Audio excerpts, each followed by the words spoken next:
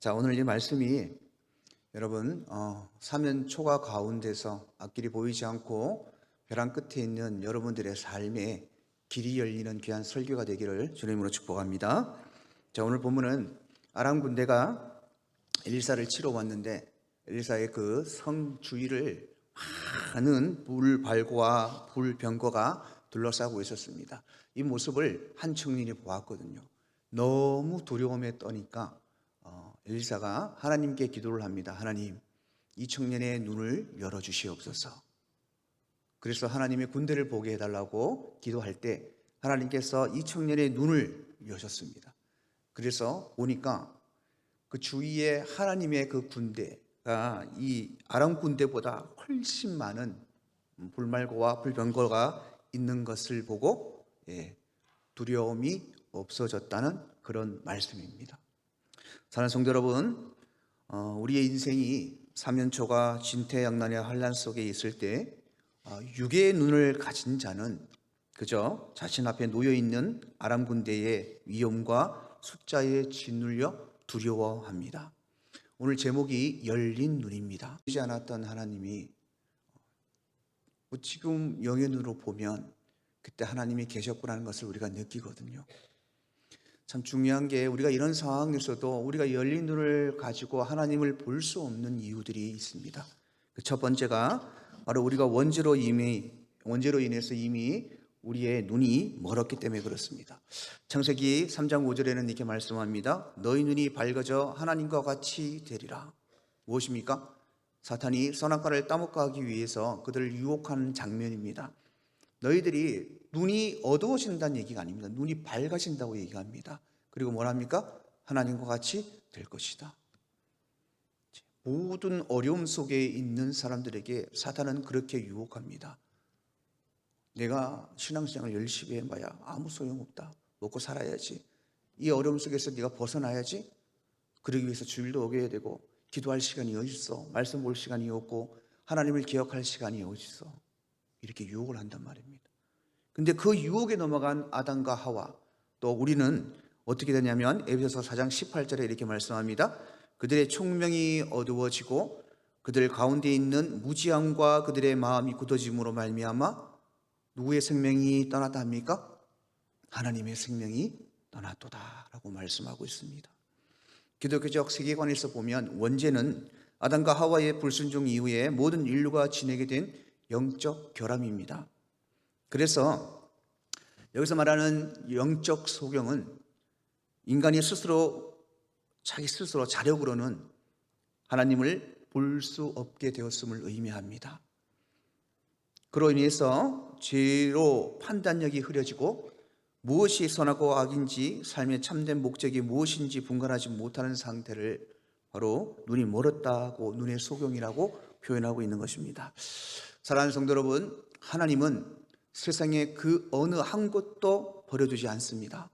심지어는 악을 행하는 곳까지 하나님이 계십니다. 근데 사랑하는 여러분들 삶에 하나님이 계시지 않겠습니까? 그런데 중요한 것은 우리가 죄로 눈이 멀어 있기 때문에 그 하나님의 도우심을 볼 수 없고 그 하나님의 사랑을 볼 수 없습니다. 그래서 우리가 여러분 끊임없이 회개해야 될 이유가 여기 있습니다. 죄와 하나님은 절대 섞일 수가 없습니다. 죄가 있는 곳에는 하나님은 존재하지 않습니다. 그렇기 때문에 여러분 우리는 원죄가 있기 때문에 스스로 하나님을 볼 수 있는 눈이 없습니다. 그렇기 때문에 하나님께서 우리 주 예수 그리스도를 이 땅에 보내주셔서 우리를 위하여 십자가에 죽게 하셨고 그것을 통하여 하나님과 우리의 만남을 가질 수 있도록 영의 문을 열 수 있도록 만들어 주셨습니다. 여러분 우리가 끊임없이 죄를 지을 수밖에 없지만 회개해야 될 이유는 바로 하나님을 우리가 봐야 되기 때문에 그렇습니다. 누구의 이름으로 회개합니까? 예수 그리스도의 이름으로 회개하고 예수 그리스도의 보혈로 죄 사함을 받습니다. 그래서 우리가 죄인일 수밖에 없지만 늘 끊임없이 회개하지 않는 자는 절대로 하나님의 도우심을 볼 수 없습니다. 어쩌다가 어떤 일이 어려움이 좀 해결되었다. 그러면 그것은 하나님이 해주신다고 생각 안 합니다. 그런 사람은 그냥 우연히 재수가 좋아서 일어났거나 자기의 능력으로 해결했다고 생각을 합니다. 자, 그래서 여러분, 죄로 문먼 자는 죄 없는 하나님이 하시는 일들을 볼 수 없습니다. 죄와 하나님은 물과 기름과 같은 존재입니다. 두 번째, 우리가 왜 영의 눈을 들어 하나님을 볼 수 없냐면 자신의 마음과 생각과 계획으로 살기 때문에 그렇습니다. 자신이 있는 곳에는 하나님이 없습니다. 그래서 예수님께서 제자들에게 너희가 나를 따라오려면 뭐 하라 했습니까? 먼저 자기를 부인하라고 얘기합니다. 그래서 우리가 있는, 내 자신이 있는 곳에는 절대 하나님이 계시지 않는다는 것입니다. 이사야 55장 8절에 하나님께서 이렇게 말씀하십니다. 우리 함께 읽겠습니다. 이는 내 생각이 너희 생각과 다르며 내 길은 너희 길과 다름이니라. 여호와의 말씀이니라. 뭘 하십니까?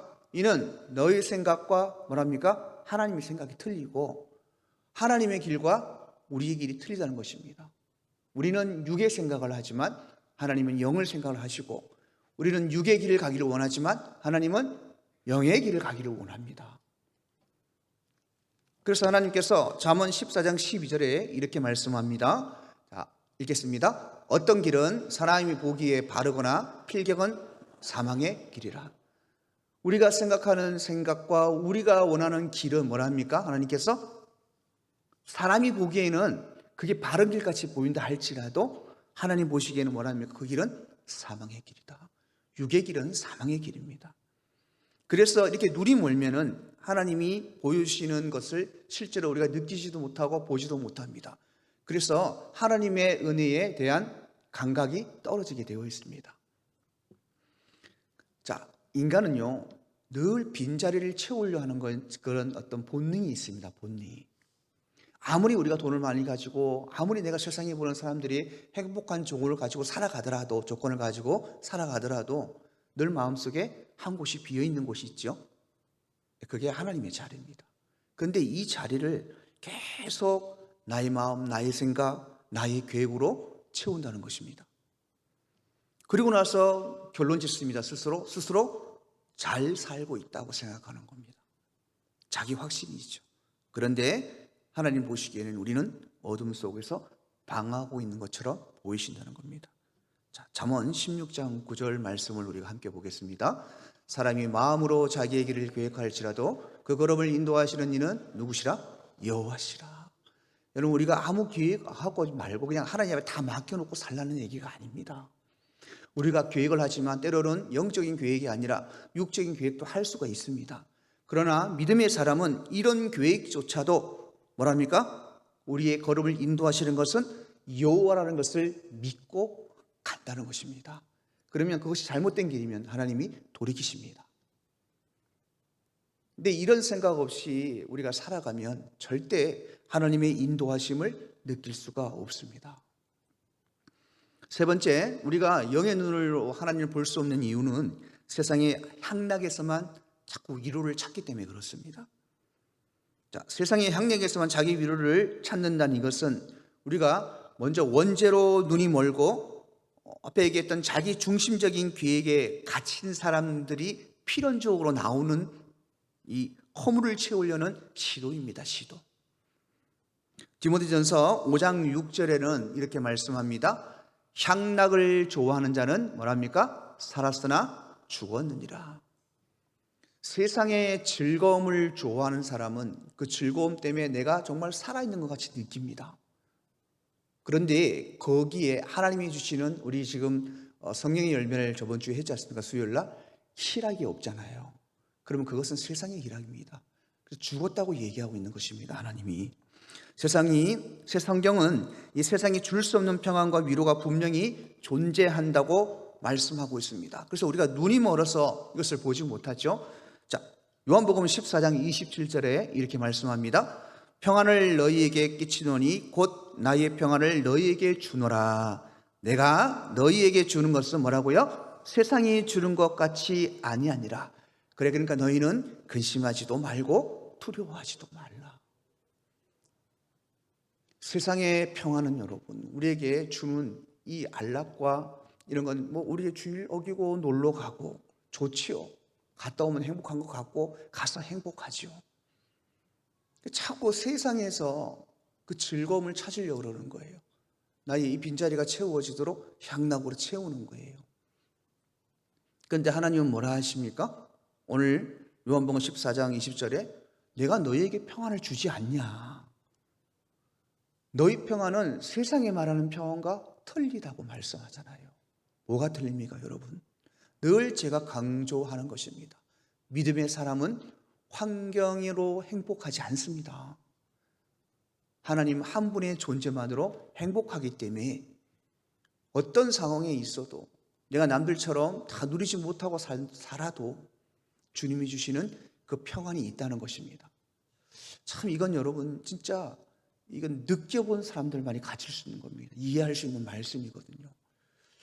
아니 내가 돈이 없고 쪼달리고 건강이 아파서 맨날 병원에 입원해 있고 진짜 인생의 끝에 낭떠러지에 있는 내 모습 속에서 내가 어떻게 평안할 수 있느냐라고 말합니다. 세상 사람들은 절대 이해할 수 없습니다. 그런데요, 정말 믿음의 사람 영의 눈으로 주님을 바라보는 사람은 그 벼랑 끝에 둘파 벌려서 나를 맞이하시는 예수님을 본단 말입니다. 얼마나 평안한지 모릅니다. 저도 제가 수요예배 때 한번 이야기했지만 저에게 전에 같은 그런 똑같은 고통이 온다면 내가 정말 주님이 주시는 이 평안, 세상이 줄 수 없는 이 평안을 또 가질 수 있을까라고 생각합니다. 저는 할 수 없을 것 같아요. 그러나 제가 하나님 앞에 붙어 있으면 하나님이 그 평안을 주시리라 믿습니다. 사랑하는 성도 여러분, 하나님이 주시는 세상이 줄 수 없는 평안을 누리시기를 주님으로 축복합니다.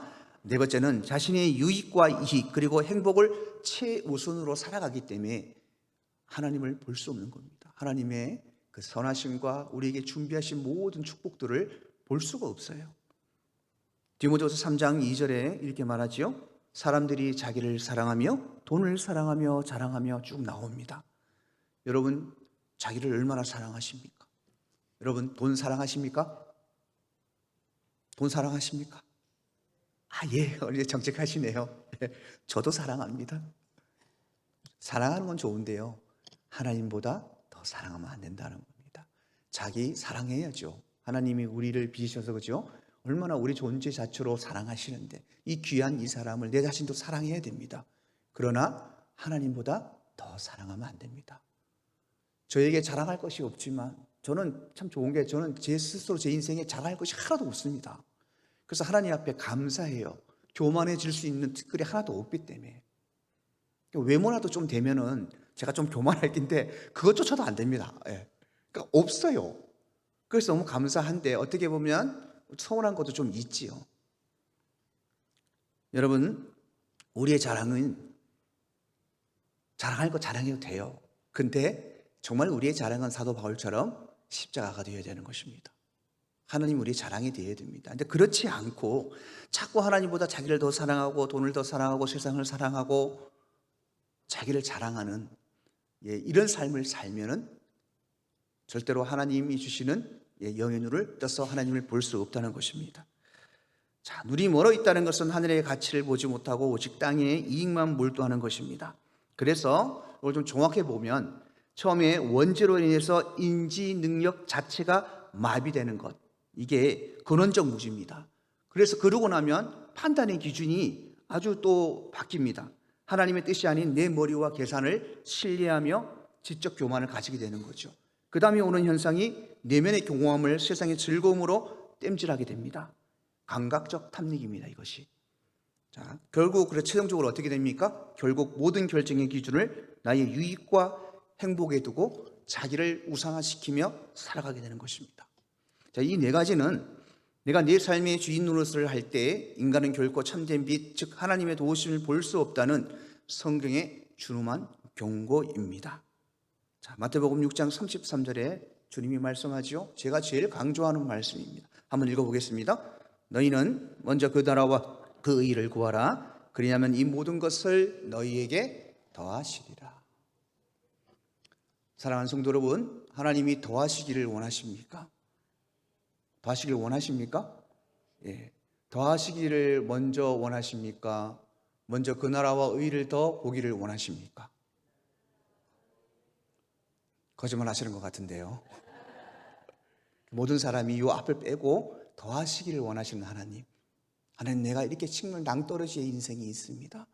하나님 구해 주세요. 이것보다 먼저 하나님의 나라와 의를 구하는 것입니다.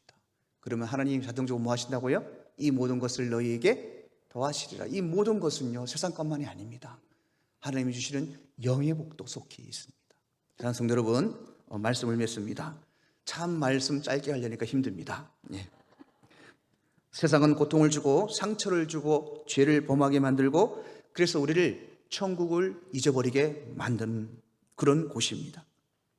무수한 육적, 영적 환난과 고통, 사면초가 진퇴낭날에 있는 내 삶에서 나의 도움이시며 나의 방패이시고 나의 위로 되시는 주님을 여러분 열린 눈으로 바라보시길 바랍니다.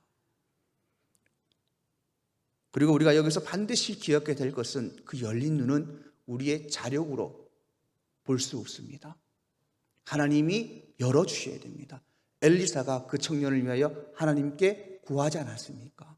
우리도 똑같이 구해야 됩니다. 어려운 가운데서 어려움을 보지 말고 하나님의 선하신 뜻과 하나님의 사랑을 보게 해달라고, 하나님의 계획하심을 보게 해달라고 기도해야 됩니다. 삶의 예배를 드리고 말씀을 가까이 하고 하나님을 우선으로 살아야 됩니다. 왜 5월달만 되면 이렇게 출석이 줍니까? 정말 너무 안타깝습니다. 저는 그럴 때 볼 때마다. 주일날 놀러 한번 안 가면 어디 돈 나나요? 지금 금요일부터 휴가인데도 주일날 예배 오면 되잖아요. 꼭 2박 4일 해가지고 또 저 멀리 가면 또 예배 드리면 되는데 거기서 안 드려요. 가면 100%. 너무 안타까운 거예요. 오늘 우리 아이들도 이렇게 나왔는데 이 아이들도 지금 엄마가 아빠가 됐고요. 지금 캠핑 갔는데 애가들이 많아요. 결석이 오늘 많았습니다. 너무 안타까운 거예요. 사랑하는 성도 여러분, 우리는 열린 눈을 가져야 됩니다. 믿음의 사람은 열린 눈을 가져야 돼요. 안 그러면 세상 사람들과 똑같습니다. 여러분들이 아무리 앉아서 예배 보고 찬양하고 한다 할지라도 여러분의 눈이 열리지 않으면 그건 아무것도 아니고 헛된 것들입니다. 종교적 행위예요. 그래서 늘 삶에서도 또 예배 가운데서도 열린 눈으로 주님을 보시길 바랍니다. 진퇴망년의 이런 삶 속에서도 분명히 하나님은 길을 열어놓으셨어요. 그 길을 보셔야 돼요. 그래야 주님을 믿고 가잖아요. 그래야 내가 포기하지 않고 넘어지지 않고 하나님을 떠나지 않고 원망하지 않을 수 있다는 것입니다. 사랑하는 성도 여러분, 하나님 앞에 내 영의 문을 열어달라고 다 기도하십시오. 먼저 그 나라와 의를 구하십시오. 이 모든 것을 도와주시는 하나님을 체험하게 해달라고 기도하십시오. 예배하십시오. 목숨 걸고 하나님이 여러분의 삶의 우선순위가 되도록 기도하시고 늘 말씀을 가까이 하시고 순종의 예배를 삶 속에서 드리시는 우리 성도 여러분, 그래서 날마다 내 눈이 열려서 영으로 하나님의 도우심, 하나님의 계획하심, 하나님이 날 향한 그 사랑을 날마다 체험하셔서 어떤 어려움 속에서도 넘어지지 않고 그 속에서도 하나님의 뜻과 하나님의 영광을 나타내는 사랑하는 우리 부곡교회 성도 여러분 되시기를 주님으로 축복합니다.